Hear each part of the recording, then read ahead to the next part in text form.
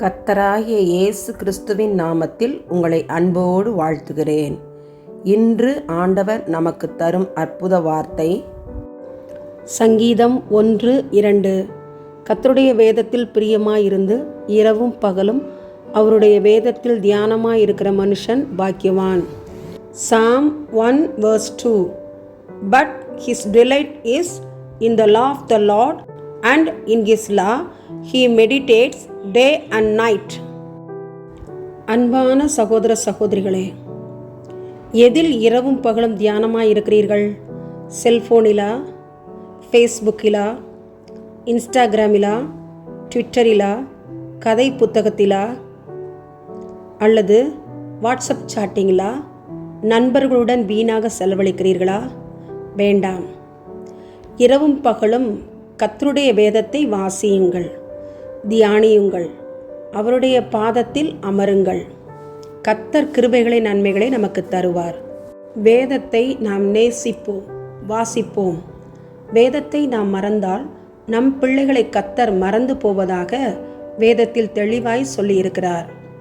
சங்கீதக்காரனாகிய தாவீது ராஜாவாய் காணப்பட்ட போதிலும் வேதத்தின் மீது அளவு கடந்த நாட்டமுடையவராய் இருந்தார். மானானது நீரோடைகளை வாஞ்சித்து கதறுவது போல தேவன் மேல் அவர் ஆத்மா வாஞ்சித்து கதறியது. கர்த்தருடைய கற்பனைகளையும் கட்டளைகளையும் தியானிக்கிறவராக வாசிக்கிறவராக அவர் காணப்பட்டார். நாமும் வேதத்தை வாசிப்போம், நேசிப்போம், தியானிப்போம், பிறருக்கு கற்றுக் கொடுப்போம். வேதம் நம் மனமகிழ்ச்சியாய் இருக்கட்டும்.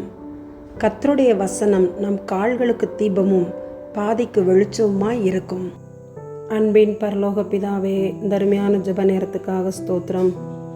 மது குடிக்கும் மக்களுக்காக ஜெபிக்கிறோம், விடுதலைக்காக ஜெபிக்கிறோம். தேவனாகிய கர்த்தர் மது குடிக்கும் மக்களுக்கு அந்த அடிமைத்தனத்திலிருந்து விடுதலையை தர வேண்டுமாய் ஜெபிக்கிறேன்.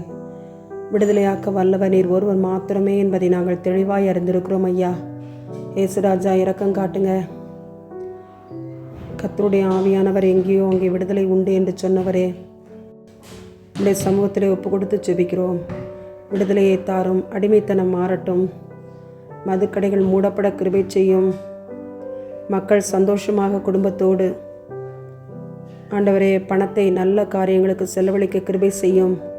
குடும்பத்தில் நீ விரும்புகிற சமாதானத்தையும் சந்தோஷத்தையும் தாரும். மது குடிப்பவர்கள் அந்த பழக்கங்களை விட்டுவிட இரக்கம் காட்டும்.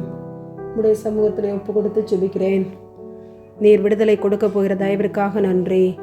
எங்கள் ஜெபத்தை கேட்டு மகிமையான காரியங்களை குடும்பங்களிலே நடப்பிக்க போகிற தயவிற்காக நன்றி. இயேசுவின் மூலமாய் ஜெபிக்கிறோம் நல்ல பிதாவே. ஆமன், ஆமன்.